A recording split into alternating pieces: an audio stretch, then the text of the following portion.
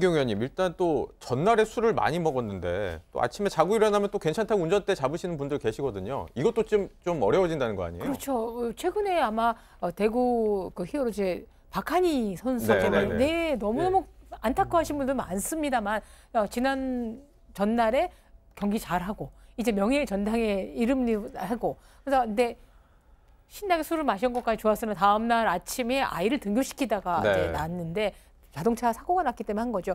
우리가 좋아하는 안재욱 씨의 경우에도 지방 공연을 마치고 뭐 가다가 났기 때문에 네. 스웨덴의 생리학자 위드마크 씨의 이론에 따르면 소주 한 병, 그날은 소주가 인지 어찌 모르겠지만 을 분해시키는데 4시간, 남성의 경우에 70kg, 남성의 경우 4시간, 여성의 경우 60kg 체중이 6시간이 걸린다고 합니다. 네. 그건 체질에 따라 다르고 상황에 따라 다르지만 어쨌든 이제는 전날 먹은 술조차도 계속 이어지기 때문에 조심을 하셔야 된다는 거고요. 네. 저는 좀 제안하고 싶은 것 중에 하나가 인바디라고 그래서 우리가 딱 체중계 오르기만 해도 제 몸 안에 있는 모든 게 다 나오더라고요. 체지방이 어떻고. 근데 왜 운전대를 잡으면 여기 알코올량이 안 나오는지 이런 자동차만 좀 만들어지면 이런 문제 법 다 필요가 없을 것 같거든요. 네.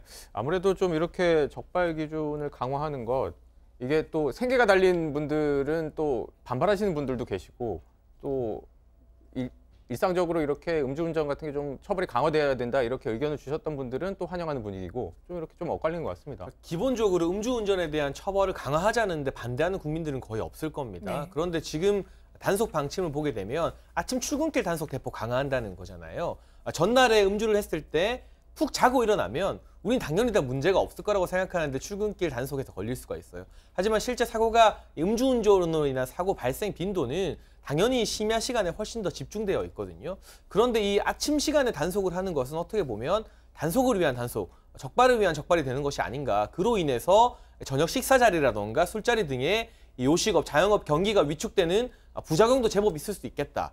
따라서 음주운전에 대한 처벌을 강화하는 것과 별개로 이 단속 시간, 집중 단속을 출근길에 하는 것까지도 과연 적극적으로 권장할 만한 부분인지에 대해서는 네. 조금은 다른 목소리도 나오고 있는 부분이 있어요. 네. 근데 그래도 아침에 알코올 농도가 높으면 어쨌든 음주운전 아닙니까? 충분히 사고를 발생시킬 수 있는 위험성이 있다라고 판단할 수 있을 것 같고요. 그렇기 때문에 아침에 오히려 사람들이 본인의 전날 숙면을 취했기 때문에 괜찮다고 여기시는 분들이 되게 많습니다. 오히려 그런 분들에게 경각심을 주기 위해서는 출근길 시간에 이렇게 단속을 하는 게 필요할 수도 있고요. 그리고 제가 보기에는 밤늦게까지 술을 안 마시면 깔끔하게 해결될 문제가 아니라고 생각합니다.